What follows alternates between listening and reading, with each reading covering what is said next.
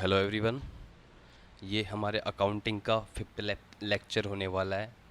इससे पहले हमने 4 लेक्चर अकाउंटिंग के कंप्लीट कर लिए। जो अकाउंटिंग का जो कोर है वो हमने कंप्लीट कर लिया है, जहाँ से जब सबसे ज़्यादा सवाल पूछे जाते हैं अकाउंटिंग से रिलेटेड वो चीज़ें हमने ख़त्म कर ली है।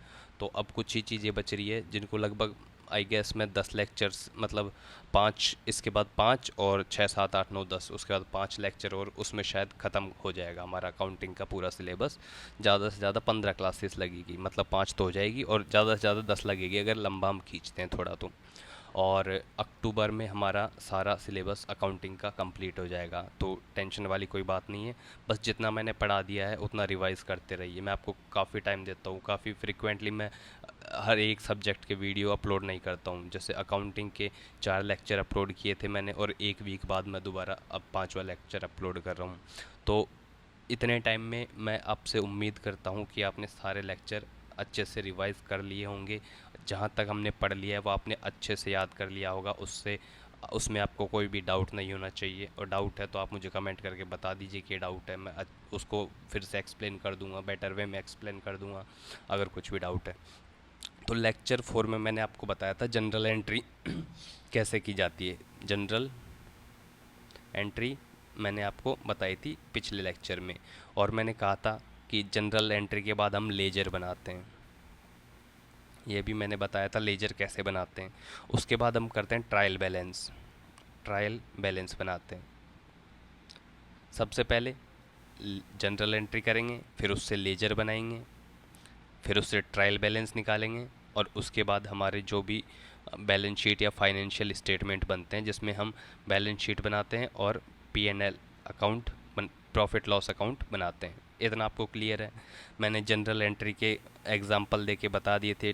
जितनी जितनी भी अप्रोच हमने 3 अप्रोच पढ़ी थी वो तीनों मैंने, आप इक्वेशन मेथड, ट्रेडिशनल मेथड और मॉडर्न अप्रोच हमने पढ़ी थी। वो मैंने आपको क्लियर करके पिछले लेक्चर में अच्छे से समझाया था। उससे कोई, मुझे नहीं लगता उसके बाद कोई डाउट रहा होगा। अब देखिए वो जनरल एंट्री के बाद उससे लेजर बनाते हैं हम। जैसे हमने जनरल एंट्री की थी उसमें सब ऐसे एक साथ कर दिया था कि cash account debit to bank account, ये अकाउंट डेबिट टू ये अकाउंट। तो अलग अलग capital account debit to machinery account, कुछ ऐसे किए थे हमने। मतलब मैं आपको एग्जांपल देके बता रहा हूँ कि ऐसे किया था, फिर वो जनरल एंट्री हो गई।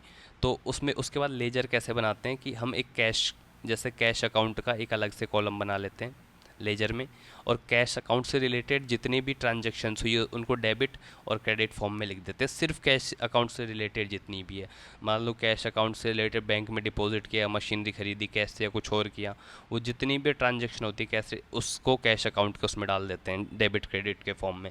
ऐसे ही दूसरा, जैसे किसी, मान लो कोई कंपनी XYZ कंपनी से हमने ट्रांजैक्शन की है, तो XYZ कंपनी का अलग से अकाउंट बनाते हैं लेजर में, और उसको भी डेबिट और क्रेडिट फॉर्म में लिखते हैं, और ऐसे करके हम अलग अलग चीज़ों को क्लासीफाई कर देते हैं लेजर में। ऐसे हमारा लेजर तैयार हो जाता है। ठीक है, आपको जनरल एंट्री क्लियर होगी, लेजर एंट्री क्लियर हो गई है, मैं आप उम्मीद कर रहा हूँ। एक सेकेंड। अब जो हमारा ये लेक्चर है इसमें हम बुक्स ऑफ अकाउंट पढ़ेंगे कि अलग अलग टाइप की कौन कौन सी बुक होती है, क्या क्या काम रहता है। हमसे डिटेल में कुछ नहीं पूछा जाएगा पेपर में, इसकी मैं गारंटी देता हूँ आपको। आपको बेसिक नॉलेज होनी चाहिए अकाउंटिंग की बस। आपको सीए नहीं बनना है, आपको एग्ज़ाम क्लियर करना है, इतना आपका टारगेट, आपका गोल आपको क्लियर होना चाहिए कि फालतू चीज़ नहीं पढ़नी है, जो एग्ज़ाम रिलेवेंट चीज़ है वही पढ़नी है। और नहीं मानो तो 4 लेक्चर में मैंने जितना पढ़ाया है PY उठा के देख लो, अगर उनसे कोई क्वेश्चन आ रहा है तो अगर आपसे नहीं बन रहा है तो मुझे बताओ कि नहीं बन रहा है, तब मैं बताऊंगा। ऐसा हो ही नहीं सकता कि मैंने 4 लेक्चर जो पढ़ाए उनसे कोई क्वेश्चन बन रहा है और वो आपसे हो नहीं रहा, होएगा वो। और कोई डाउट है तो आप कमेंट करके मुझे बता दो। तो जनरल एंट्री से हमने लेजर बना लिया, लेजर से फिर क्या करते हैं, ट्रायल बैलेंस करते हैं। तो ट्रायल बैलेंस हम बुक्स ऑफ अकाउंट्स देखने के बाद देखेंगे कि ट्रायल बैलेंस कैसे क्या होता है। ठीक है, तो हम शुरू करते हैं हमारा लेक्चर नंबर 5, जिसमें सबसे पहले हम बुक्स ऑफ अकाउंट्स देखेंगे क्या क्या है। तो मैंने आपको 2 चीज़ें बताई थी कि जितने भी हमारे एसेट्स होते हैं, ऑल एसेट्स, इनको हम क्या डालते हैं, रियल अकाउंट में डालते हैं। रियल अकाउंट में हमने अकाउंट के टाइप पढ़े थे 3। ठीक है, पर्सनल, रियल, नॉमिनल। वो क्या डिफरेंस है वो मैंने उसमें क्लियर कर दिया था। नहीं देखा है तो उसको मैं दोबारा यहाँ नहीं बता रहा, आप जाके रिवाइज करना। एसेट्स को हम डालते हैं रियल अकाउंट में। कोई भी अगर नेम इन्वॉल्व हो रहा है, नेम अगर इन्वॉल्व हो रहा है तो उसको हम कहाँ डालते हैं, पर्सनल अकाउंट में डालते हैं। ये आपको क्लियर हो गया होगा। हम फर्स्ट प्रियोरिटी इसी को देते हैं, फर्स्ट प्रियोरिटी इसी को देते हैं कि मान लो XYZ कंपनी से कोई ट्रांजैक्शन हुआ तो हम उसको पर्सनल अकाउंट में डालें, क्योंकि एक एंटिटी है जो आर्टिफिशियल पर्सन भी हो सकता है, मैंने आपको बताया था। तो एसेट्स को हम जैसे मशीनरी खरीद रहे हैं तो उसको रियल अकाउंट में डालेंगे, मान लो फर्नीचर खरीद रहे हैं तो रियल अकाउंट में डालेंगे, और किसी में नेम हो रहा है कि XYZ कंपनी को हमने इतने पैसे दिए, उसको पर्सनल अकाउंट में डालेंगे। इतना आपको क्लियर है। अब देखो बुक्स है, टाइप्स ऑफ बुक्स हम देखेंगे तो एक तो होता है जनरल बुक, जर्नल बुक, और दूसरा हमने देखा था लेजर बुक, लेजर बुक। तो ये इसको कहते हैं हम जनरल बुक को books of original entry, books of original entry. मेरा लिखने का जो टाइम है उसको मैनेज करने के लिए मैं रिकमेंड करूँगा कि आप 2x पे वीडियो देखें, ताकि फटाफट जो मैं लिख रहा हूँ वो फटाफट लिख रहा हूँ, क्योंकि बोल मैं उसी स्पीड से रहा हूँ, एक चीज़ को 2-2 3-3 बार बोल रहा हूँ लिखते टाइम। तो आप इसको 2x पे वीडियो को देखना, ठीक है। जनरल बुक को बुक्स ऑफ ओरिजिनल एंट्री कहते हैं, और जो लेजर बुक है उसको कहते हैं हम principal books of accounts, principal books of account, ठीक है। इतना आपको क्लियर है। अब देखो जो जनरल बुक है वो हम उसको दो दो टाइप में क्लासीफाई कर सकते हैं, दो टाइप में बांट सकते हैं जनरल बुक को। तो कौन कौन से में, देखो एक तो हो जाएगा सब्सिडरी, सब्सिडरी स्पेलिंग चेक कर लेना, मैं बोल रहा हूँ सब्सिडरी बुक्स, ठीक है। अगर स्पेलिंग गलत हो तो आप उसको चेक कर लेना। सब्सिडरी बुक्स हो जाएगा, क्योंकि ऑब्जेक्टिव टाइप का पेपर है, वहाँ स्पेलिंग लिखी आएगी तो आपको उसकी टेंशन नहीं लेनी। सब्सिडरी बुक्स को और क्या कह देते हैं, स्पेशलाइज्ड बुक्स, स्पेशलाइज्ड बुक्स। एक टाइप तो ये है, और दूसरा टाइप जर्नल प्रॉफर, या फिर इसको कह देते हैं जनरल, जनरल जर्नल, ठीक है। दो टाइप है, सब्सिडरी बुक्स जिसको स्पेशलाइज्ड बुक्स भी कह देते हैं, या जनरल प्रॉफर, प्रॉफर जिसको हम जनरल जनरल भी कह देते हैं। अब देखो सब्सिडरी बुक्स या जो स्पेशलाइज्ड बुक है वो किस काम में आती है, जो हमारे डेली बेसिस के ट्रांजैक्शन होते हैं, फॉर डेली बेसिस ट्रांजैक्शंस।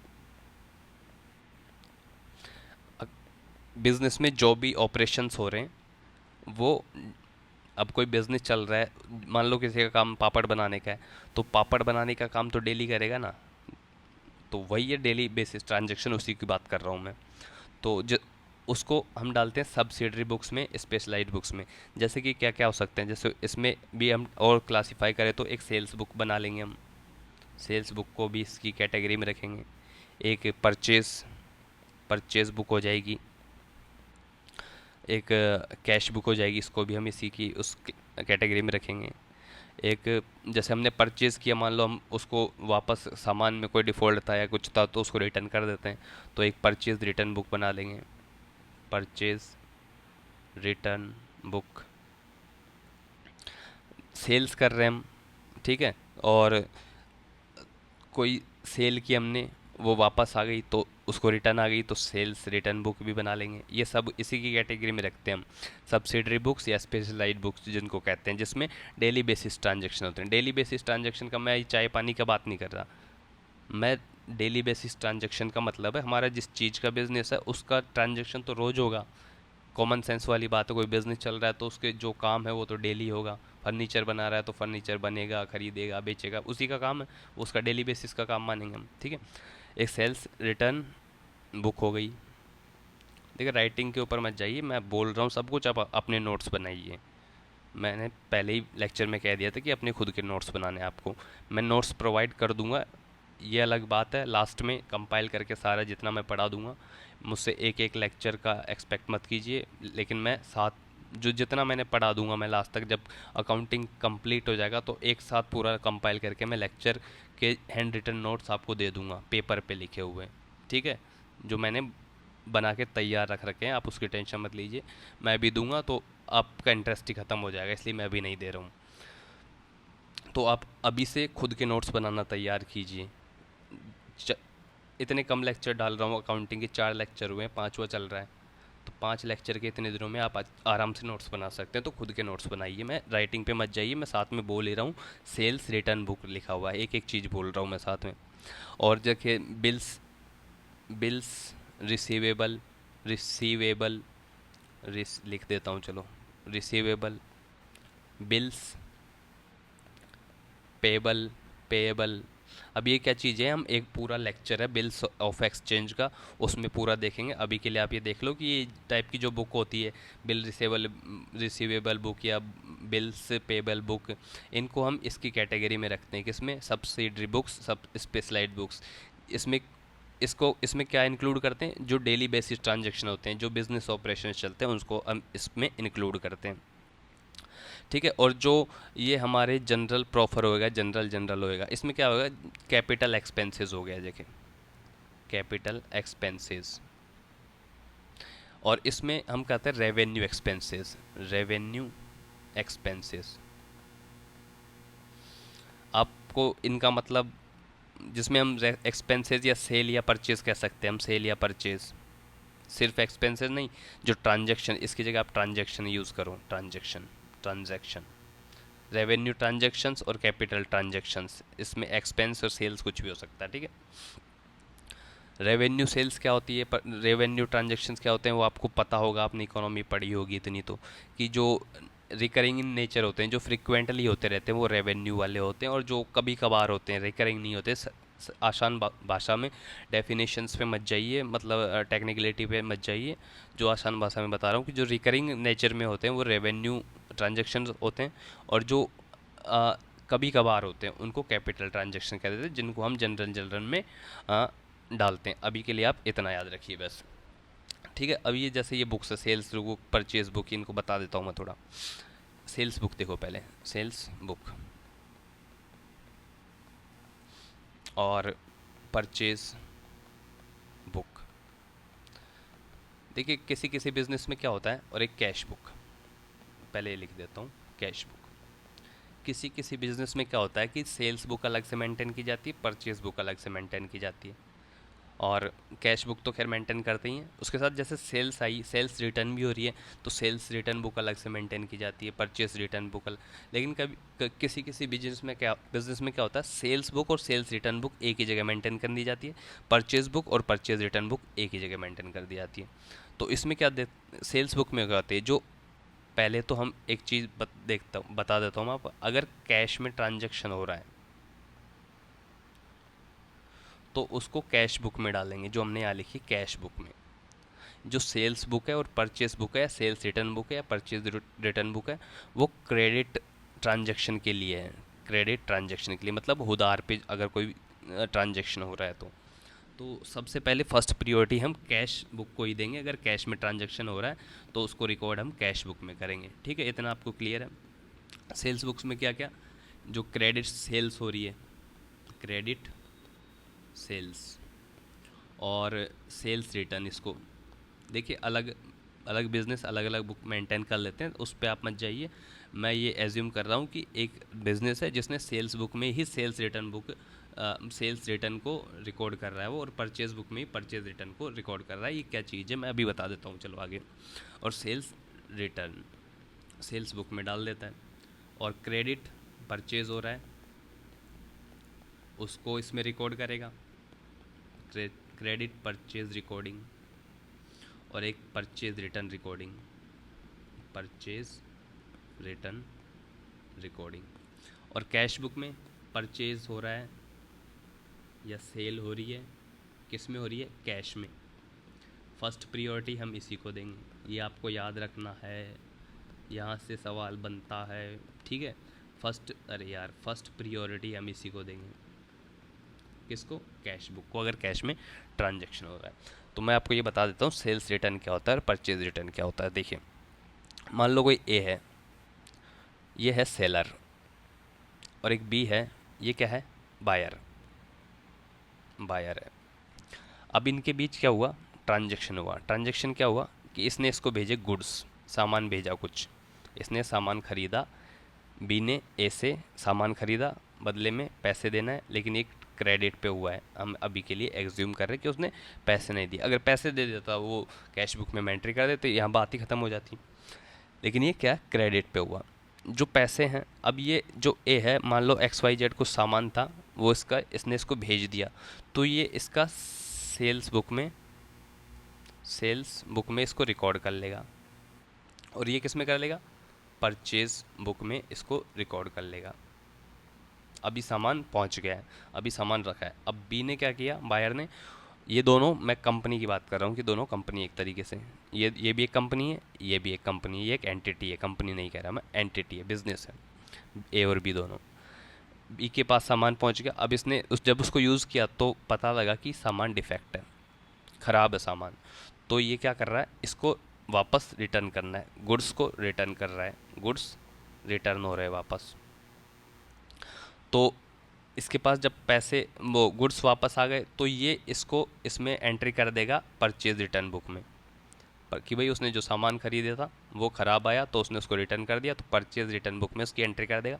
इसके पास सामान आ गया, इसने सेल्स बुक में एंट्री की थी, अब इसको वो ट्रांजैक्शन तो हुआ था, लेकिन अब वो वापस आ गया, तो इसकी एंट्री करेगा सेल्स रिटर्न बुक में, जिसमें वो मेंशन करेगा कि ये सामान था, इस डेट को गया था, और ये सेल्स रेट वापस आ गया, सेल्स रिटर्न बुक है। तो इसका जो भरपाई है वो इस बुक से हो जाएगी, या फिर दोनों एक साथ मेंटेन कर ली जाती है किसी किसी बिजनेस में।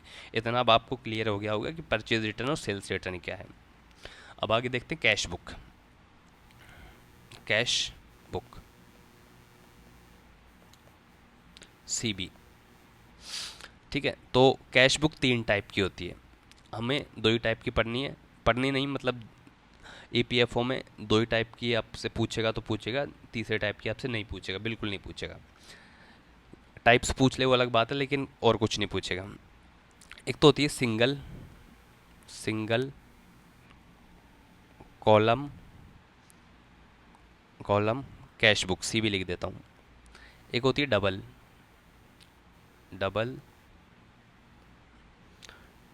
डबल कॉलम कैश बुक, और एक तीसरी होती है ट्रिपल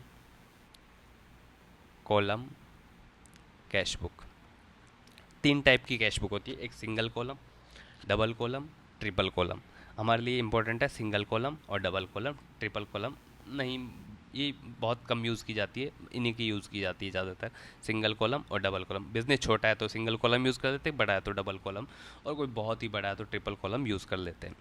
तो देखो सिंगल कॉलम क्या होता है, इसमें एक ही साइड पे एंट्री की जाती है, मतलब डेबिट और क्रेडिट की एंट्री की जाती है। जैसे एग्जांपल देता हूँ कि कैश रिसीव हुआ है राम से, कितना, मान लो 5,000 रुपये कैश रिसीव हुआ है, तो इसको एंट्री कर देंगे कि जो कैश जो राम है, 5,000 रुपये कैश रिसीव हुआ है राम से, तो इसको कहाँ डाल देंगे, डेबिट साइड डाल देंगे। क्यों डाल देंगे, मैंने आपको मॉडर्न अप्रोच पढ़ाई थी जिसमें मैंने बताया था कि क्लियर, CLEAR, ई और ए बढ़ता है तो उसको डेबिट करते हैं, बढ़ता है तो डेबिट करते हैं। कैश क्या है, एसेट है, ये आ रहा है, रिसीव हुआ है तो ये बढ़ रहा है, तो इसको हम डेबिट कर देंगे, डेबिट साइड डाल देंगे। बस इसमें एंट्री कर देंगे कि डेबिट साइड में राम से रिसीव हुआ, डेबिट साइड में डाल देंगे। और एक क्रेडिट साइड बनाते हैं, उसको सिंगल कॉलम कहते हैं, जिसमें डेबिट और क्रेडिट बना होता है, बस और कुछ नहीं बना हुआ होता है। और मान लो दूसरा एग्जांपल, मान लो कैश रिसीव हुआ है, कैश रिसीव तो कर लिया, राम से आ गया, मान लो कैश पेड किया है, पेड फॉर रेंट, मान लो 2,000 रुपये आपने पे किया है, तो इसको क्रेडिट साइड डाल देंगे, क्रेडिट साइड। क्यों, क्योंकि जो कैश है वो एसेट है, वो जा रहा है, एसेट घट रहा है, तो इसको क्या करेंगे, क्रेडिट करेंगे। लेक्चर नंबर 4 जाके रिवाइज करो अगर नहीं आ रहा है समझ तो। अगर ये समझ नहीं आ रहा है तो आपने अच्छे से उसको पढ़ा नहीं है, नहीं पढ़ा, और वो नहीं पढ़ोगे तब तक कुछ नहीं समझ आएगा अब आगे।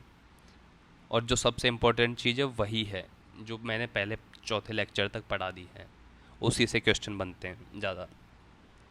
ठीक है, सिंगल कॉलम आपको समझ आ गया होगा। डबल कॉलम में क्या होता है, अपने यहाँ तो इसमें सिर्फ कैश की बात हो रही है, बैंक की बात करते हैं अब इसमें, बैंक प्लस कैश दोनों का होता है। जैसे कि इसमें दो अकाउंट अफेक्ट होते हैं, जैसे हमने लेक्चर नंबर 4 में पढ़ा था, उनकी entry double column book cash book में की जाती है। जैसे डिपॉजिट, मैं एक एग्जांपल देता हूँ, डिपॉजिटेड कैश इनटू बैंक, कितना, मान लो 10,000 रुपये आपने डिपॉजिट किया है, तो जो कैश साइड है वो तो क्या होगी, क्रेडिट होगी। क्यों होगी, क्योंकि एसेट घटा है तो क्रेडिट करेंगे। और जो बैंक साइड है, बैंक साइड, वो क्या करेंगे, डेबिट करेंगे। ठीक है, इसमें जैसे और एक मान लो चेक रिसीव हुआ है, check received 5,000, deposited in bank, deposited in bank, इसकी एंट्री भी किस में होगी, डबल कॉलम में, जिसमें बैंक और कैश दोनों आ रहे हैं, इसमें सिर्फ कैश आ रहा है, इसको हो जाएगा डबल कॉलम। और जो ट्रिपल कॉलम क्या होता है, उसमें क्या आता है, एक तो कैश भी आता है, बैंक भी आता है, और डिस्काउंट भी आता है, डिस्काउंट। अब डिस्काउंट भी या तो अलाउ किया जा सकता है, अलाउ वाला अलाउड, या कोई डिस्काउंट मिला हो, रिसीव्ड। इनकी एंट्री ट्रिपल कॉलम में करेंगे। वैसे ये बहुत कम यूज़ होती है, इन ये दो ही है, सिंगल कॉलम और डबल कॉलम, इन्हीं का यूज़ होता है। अब देखो, एक कॉन्ट्रा एंट्री, एक कीवर्ड आ जाए, मतलब एक टर्म आ जाए, सीधा सीधा पेपर में सवाल पूछ ले, तो कॉन्ट्रा एंट्री क्या होता है मैं आपको बताता हूँ। कॉन्ट्रा एंट्री क्या है, इसके अंदर कैश और बैंक दोनों इन्वॉल्व होते हैं, दोनों ट्रांजेक्शन इन्वॉल्व होते हैं। इसको जिसमें बहुत डेबिट और क्रेडिट दोनों रिकॉर्ड किए जाते हैं। क्या, डेबिट भी रिकॉर्ड किया जाता है और क्रेडिट भी रिकॉर्ड किया जा सकता है। जैसे हमने डबल कॉलम कैश बुक में देखा, उसमें उस एंट्री को क्या कहते हैं, कॉन्ट्रा एंट्री कहते हैं, जिसमें कैश और बैंक दोनों। ये एक टर्म है कि भाई सीधे सीधे सवाल पूछ लिया जाता है कि व्हाट इज़ कॉन्ट्रा एंट्री, तो उसमें आपको बताना है कि जिसमें कैश और बैंक दोनों ट्रांजेक्शन हो, डेबिट और क्रेडिट टाइप में, तो उसको कॉन्ट्रा एंट्री कहते हैं। ठीक है, आपको इतना क्लियर हो गया होगा। कैश बुक पढ़ ली, और ये हमने ये वाली पढ़ ली जनरल बुक। अब देखो, अब एक होता है कैश बुक का ही टाइप, दूसरा petty cash book, petty cash book. Petty cash book क्या होता है, ये एक कैश बुक ही होती है, लेकिन इसमें क्या है, जो छोटे स्मॉल रूटीन खर्चे हो गए, वहाँ तो हम क्या कर रहे थे जनरल में, जो स्पेशलाइज्ड बुक में डेली ट्रांजैक्शंस को यूज़ कर रहे थे, डेली बेसिस पे जो भी ट्रांजैक्शन होते हैं उनको हम उसमें रिकॉर्ड करते हैं। अब पैटी कैश बुक क्या होता है, एक जेब खर्चे की तरह होता है, स्मॉल। और मान लो कोई बिजनेस चल रहा है तो उसके अंदर बहुत सारी चीज़ होती है, जैसे चाय पानी आ रही है, स्टेशनरी आ रही है, बस का किराया लग रहा है, ऑटो का किराया लग रहा है, कुरियर पे स्टैम्प पे और पोस्टेज पे जो कुरियर पे चार्ज लग रहे हैं, और कुछ छोटे मोटे रिपेयर करवा रहे हैं किसी चीज़ में, मान लो बिल्डिंग में या कुछ में, तो वो क्या छोटे मोटे खर्चे, मान लो कोई आया प्लम्बर, उसने नल सही किया और वो 100 रुपये ले गया, तो उन चीज़ों को क्या हम उस चीज़ में रिकॉर्ड नहीं करेंगे। उसमें क्या है, डेली बेसिस ट्रांजेक्शन में भी जो बिज़नेस से रिलेटेड चीज़ें हैं उन्हीं को हम ऐड करते हैं, ना कि इन खर्चों को। तो उसमें क्या है, इसमें स्मॉल और जो रूटीन कैश एक्सपेंस होते हैं, रूटीन कैश एक्सपेंस। अब कैश बुक की बात कर रहे हैं तो इसमें कैश रिकॉर्डिंग, कैश में जो ट्रांजैक्शन हो रहे हैं उन्हीं को रिकॉर्ड किया जाता है। अब ये चीज़ क्लियर करके चलना, मैं आपसे ये उम्मीद कर रहा हूँ कि आप ये समझ रहे होंगे कि कैश बुक में सिर्फ कैश वाले ट्रांजैक्शन यूज़ किए जाते हैं। स्मॉल रूटीन कैश एक्सपेंसेस, अब जैसे आपने फ़ोन पे कर दिया 10 रुपये, इन चीज़ों को आप डाल सकते हो पैटी कैश बुक में। ठीक है, अब मैं इसमें एग्जांपल देता हूँ, जैसे स्टेशनरी हो गया, स्टेशनरी, स्टेशनरी मान लो आपने पेन खरीद लिया, पेपर खरीद लिया, एट्सेट्रा, ये आपने खरीद लिया। मान लो टी हो गई, कॉफ़ी हो गई, ये जो छोटे मोटे खर्चे हैं इनको आप पेटी कैश बुक में डालोगे। और बस का, ऑटो का, इनका हल्का फुल्का जो किराया हो गया, ट्रांसपोर्ट की बात नहीं कर रहा मैं, ट्रांसपोर्ट की बात नहीं कर रहा कि आप सामान भेज रहे हो कि अपना अपने जो बिज़नेस चल रहा है, मानो फर्नीचर बनाने का, आप फर्नीचर भेज रहे हो कहीं दूसरी जगह पे, दूसरे एक स्टेट से दूसरे स्टेट पे, वो उसको आप इसमें ऐड नहीं करोगे क्योंकि वो तो बिज़नेस रिलेटेड एक्सपेंस है, तो आप उसको उसी में ऐड करोगे जो आपके डेली ट्रांजेक्शन स्पेशलाइज्ड बुक में आप कर रहे थे। और भी मान लो जैसे कोई माइनर रिपेयर हो गया, इनको आप पैटी कैश बुक में डालोगे। अब देखो, एक होता है, एक टर्म होती है impressed, IMPREST, impressed system of petty cash. ये क्या होता है, मैं आपको समझाता हूँ थोड़ा। इसमें मान लो आपका कोई स्टेशनरी वगैरह इनका सामान, ये जो आप पैटी कैश बुक बना रहे हो उसको मैनेज करने वाला एक आदमी रखा हुआ है आपने, मान लो आपने राम को लिखा हुआ है, और श्याम है इस एंटिटी का क्या है, कैशियर है, कैशियर है, कैशियर।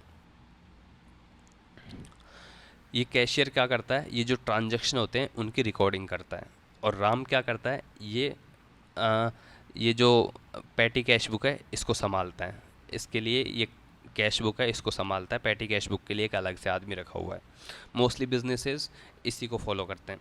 श्याम क्या है, बड़ा कैशियर है, और राम क्या है, छोटा कैशियर है जो पैटी कैश बुक को संभालता है। और श्याम क्या है, बड़ा कैशियर है, ये स्पेस जनरल बुक इन सब चीज़ों को संभालता है। तो अब राम देखो रोज़ाना चाय मंगा रहा है, कॉफ़ी मंगा रहा है, स्टेशनरी मंगा रहा है, स्टेशनरी का सामान मंगा रहा है। तो श्याम कहता है कि राम से कि भाई यार तू मुझे रोज़ाना ला के दे देता है 10 रुपये का बिल, 30 रुपये का बिल, इससे क्या मैं इनकी एंट्री करता हूँ ना, तो ये फालतू की एंट्रीज हो जाती है, छोटी मोटी एंट्री।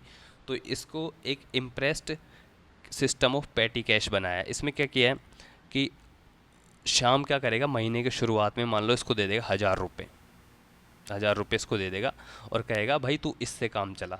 राम को कहेगा तेरे जो भी ट्रांजैक्शन है तू खुद की रिकॉर्डिंग करता रहे इससे, कि मैंने 5 की चाय मंगाई, 20 की कॉफ़ी मंगाई, 50 का स्टेशनरी मंगाया, तू इस 1000 रुपये में से काम चलाता रहे। मैं तुझसे महीने के एंड में पूछूंगा कि टोटल कितना खर्च हो गया। तो शाम अपनी जो बुक है उसमें एंट्री कर देगा कि मैंने 1000 रुपये दे दिए राम को, इन पेटी कैश बुक के, पेटी कैश जो हमारे छोटे मोटे खर्चे हैं उनके एक्सपेंस के लिए 1000 रुपये उसको दे दिए थे, वो अपनी बुक में रिकॉर्ड कर लेगा। अब महीने भर उसने, राम ने क्या किया, ये सब काम किए, टी मंगाई, कॉफ़ी मंगाई, स्टेशनरी रिपेयर, वे छोटे मोटे काम है। अब उसने क्या किया, 750 रुपये उसने खर्च कर दिए। अब लास्ट में महीने में देखा उसने कि मेरे पास 750 रुपये खर्च हो गए। तो ये जो 750 रुपये का बिल है बनाएगा और ये शाम को जाके दे देगा, जो बड़ा कैशियर है उसको जाके दे देगा कि भाई मेरे 750 रुपये खर्च हो गए। तो शाम क्या करेगा, अब इसको वापस से 750 रुपये दे देगा अगले महीने के लिए और 1000 रुपये इसके वापस कर देगा। मान लो अगर इस महीने इसके 900 रुपये खर्च हुए तो जिसका 900 का बिल ला के देता है ये इसको वापस 900 रुपये देता है और इसको वापस 1000 रुपये बना देता। इसको एंट्री कितनी करनी पड़ती कि मैंने स्टार्टिंग में उसको 1000 रुपये दिए थे, अगली बार मैंने उसको 900 रुपये दिए थे, उसने छोटे मोटे जो ट्रांजेक्शन है उसको करने से वो बच गया। तो ये सिस्टम क्या होता है, ये इम्प्रेस्ड सिस्टम ऑफ पेटी कैश होता है। आई होप आपको ये अच्छे से अब समझ में आ गया होगा। ठीक है, तो अब हम देखो ये टाइप्स ऑफ बुक्स वाला हमने अकाउंट, बुक्स ऑफ अकाउंट्स देख लिया। अब हम देखेंगे जो हमारा ट्रायल बैलेंस वाला क्या सीन है। ट्रायल बैलेंस मैंने आपको बताया था कि जनरल एंट्री की जाती है। जनरल एंट्री जिसको क्या कहते हैं, इसको कहते हैं जर्नलिंग। मैंने आपको बता दिया, शायद नहीं बताया तो अब बता रहा हूँ। जनरल एंट्री करने को कहते हैं जनरलिंग। अब जनरल एंट्री की उन चीज़ों को हम डालेंगे लेजर में, जिसमें हम इसमें एक साथ एंट्री करते हैं कि जितने भी अकाउंट उनको सबको एक साथ। इसमें क्या करते हैं, अलग अलग, जैसे कैश अकाउंट अलग बनाएंगे, कैश अकाउंट में जितने भी ट्रांजैक्शन हुए थे वो सब यहाँ लिख लेंगे। XYZ कंपनी से जो भी ट्रांजैक्शन होते हैं उसके उस कॉलम में लिख लेंगे। उससे क्या करेंगे, उससे फिर लेजर बनाएंगे। जनरल एंट्री से लेजर में डालने की जो प्रोसेस होती है उसको क्या कहते हैं, पोस्टिंग कहते हैं। ये सीधा एक बार सवाल पूछा, डायरेक्ट सवाल, पोस्टिंग कहते हैं। लेजर से क्या करेंगे, ट्रायल बैलेंस बनाएंगे, जो हम अब आगे देखने वाले हैं ट्रायल बैलेंस क्या होता है और कैसे बनता है। ट्रायल बैलेंस बनाएंगे। तो देखो ट्रायल बैलेंस क्या होता है, डिफरेंस होता है, डिफरेंस, डिफरेंस किसका डिफरेंस, डिफरेंस बिटवीन क्रेडिट, पहले मैं डेबिट लिखता हूँ, बिटवीन डेबिट एंड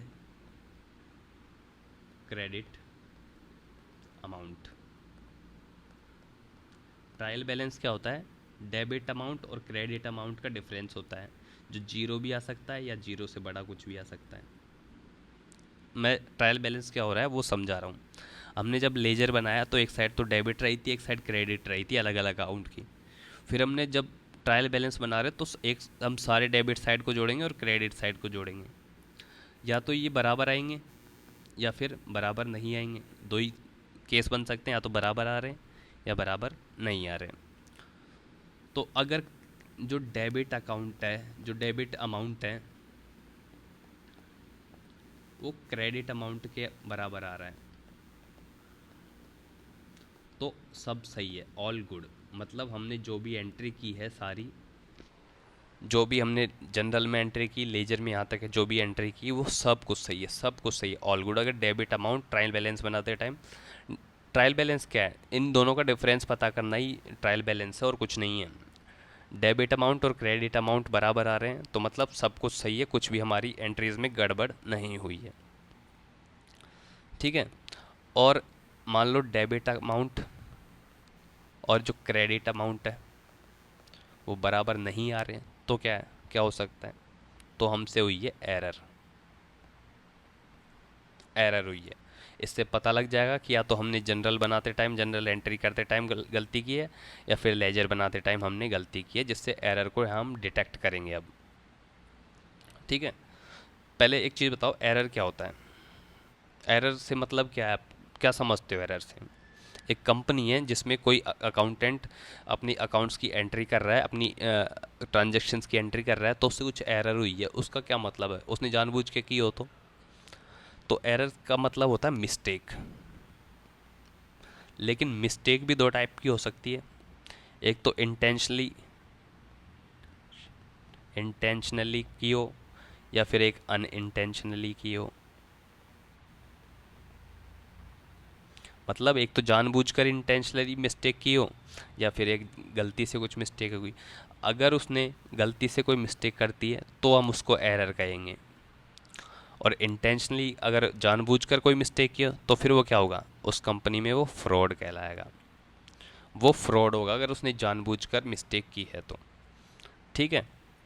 तो अभी हम मानते हैं कि उससे एरर हुआ है, मतलब उसने जानबूझकर नहीं किया, एरर हुआ है उससे।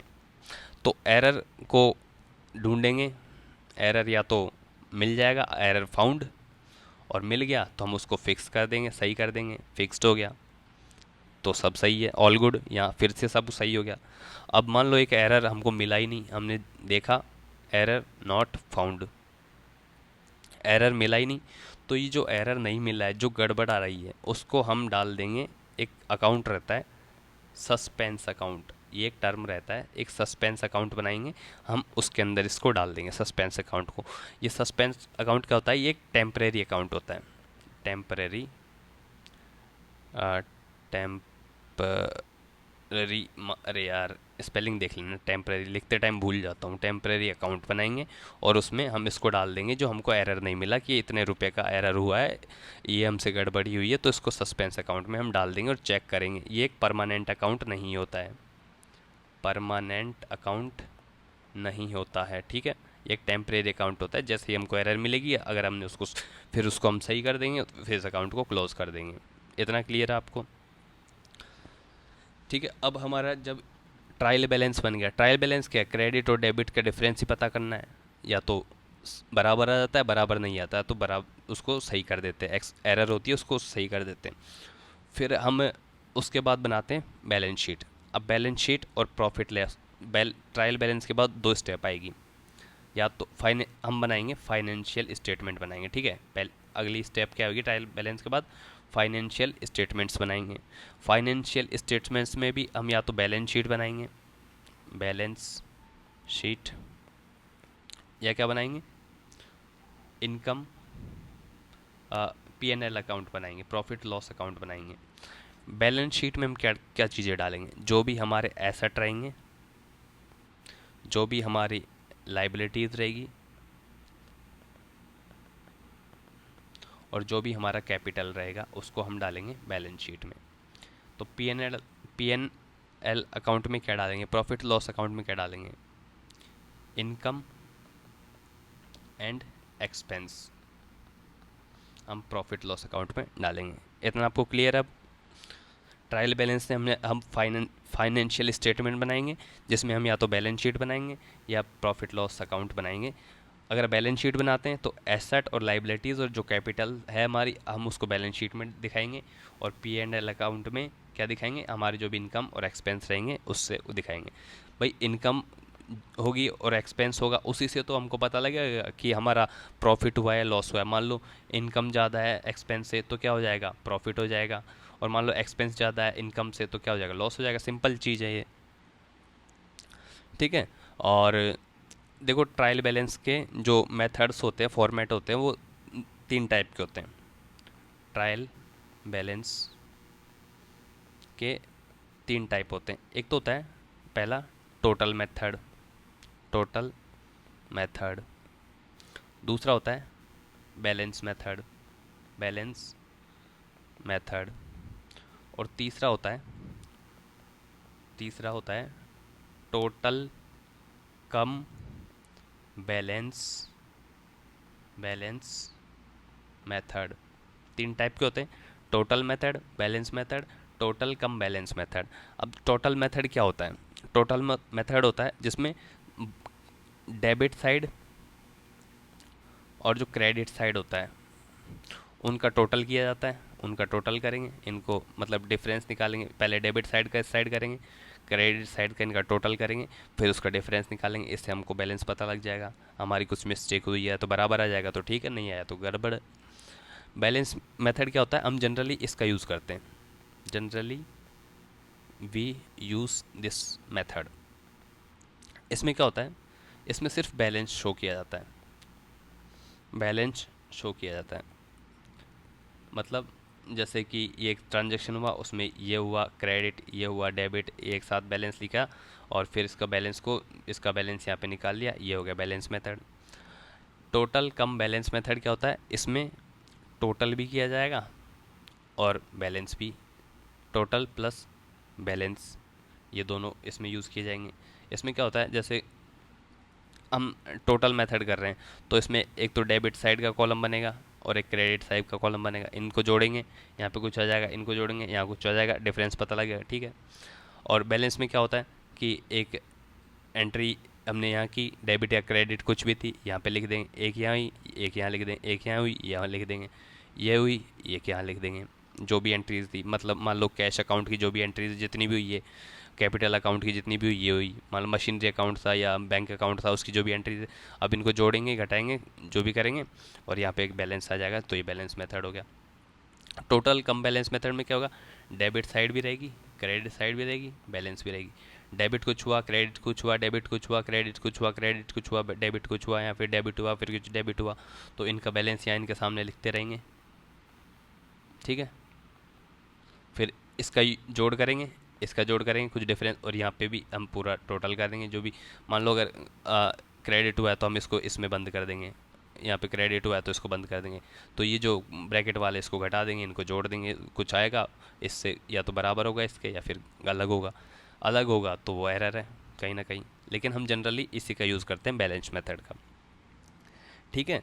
तो ये लेक्चर हम यहीं पे एंड करते हैं। हमने बुक्स ऑफ अकाउंट्स देख ली, ट्रायल बैलेंस क्या होता है अच्छे से समझ लिया, ट्रायल बैलेंस क्या होता है, मेथड्स क्या होते हैं, तो हमने 2 चीज़ें इसमें कंप्लीट कर ली है। और ये हमारा 5वां लेक्चर भी अकाउंटिंग का यहाँ इसको ख़त्म करते हैं। मेक श्योर आप इनको रिवाइज़ करते रहें। मैं फ्रिक्वेंटली अकाउंटिंग के वीडियो इसलिए नहीं डाल रहा हूँ ताकि आप उनको रिवाइज़ करने का आपको टाइम ही ना मिले, आपके ऊपर बर्डन बन जाएगा। अगर मैं एक साथ, मुझे क्या है, मैं तो रिकॉर्ड करके जो मान लो पॉलिटी की क्लास दे रहा हूँ, ऑडिटिंग की क्लास दे रहा हूँ, करंट अफेयर्स की दे रहा हूँ, या दूसरे टॉपिक्स की जैसे 5 ईयर प्लान इनकी दे रहा हूँ, इंग्लिश की दे रहा हूँ, वोकैब्स की, तो उनकी ना देके मैं तो अकाउंटिंग ख़त्म करके 10 दिन में पूरी अकाउंटिंग ख़त्म कर दूंगा। लेकिन आपको क्या है, बोर हो जाओगे, मोनोटोनस हो जाएगा। इसलिए मैं बहुत फ्रिक्वेंटली वीडियो नहीं दे रहा हूँ, और मैं आपकी एग्ज़ाम से पहले अकाउंटिंग ख़त्म कर दूंगा। लेकिन आपका काम क्या बनता है, आप उनको रिवाइज़ करते रहें। आप ये वेट ना करें कि जब एग्ज़ाम आएंगे तो हम उनको एक साथ पढ़ेंगे। जैसे 4 लेक्चर हो गए, इसको मिला के 5 हो गए, तो आप 5 को एग्ज़ाम तक कंप्लीट रखिए, मतलब 100% कंप्लीट रखिए अपनी तैयारी वहाँ तक, आपको फिर से दोबारा ना पढ़ना पड़े उन चीज़ों को। ठीक है, तो इसको यहीं ख़त्म करते हैं। जय हिंद।